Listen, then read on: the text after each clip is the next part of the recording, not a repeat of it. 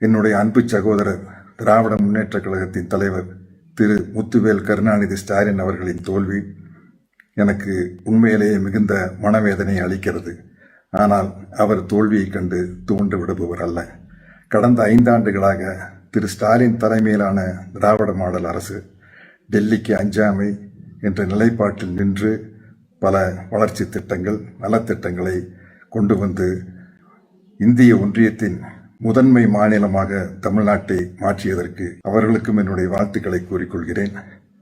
இந்த திராவிட மாடல் அரசின் நிலைப்பாட்டின் காரணமாக நான் கடந்த 5 ஆண்டுகளாக திராவிட மாடல் அரசுக்கும் திரு முத்துவேல் கருணாநிதி ஸ்டாலின் அவர்களுக்கும் ஆதரவாளனாக இருந்தேன். இனிவரும் காலங்களிலும் அதேபோல் திரு முத்துவேல் கருணாநிதி ஸ்டாலின் அவர்களுக்கும் திராவிட முன்னேற்ற கழகத்திற்கும் என்னுடைய ஆதரவு இன்னும் வலுவாக இருக்கும் என்று பெருமையோடும் மன உறுதியோடும் மன மகிழ்வோடும் மகிழ்ச்சியோடும் கூறிக்கொள்கிறேன்.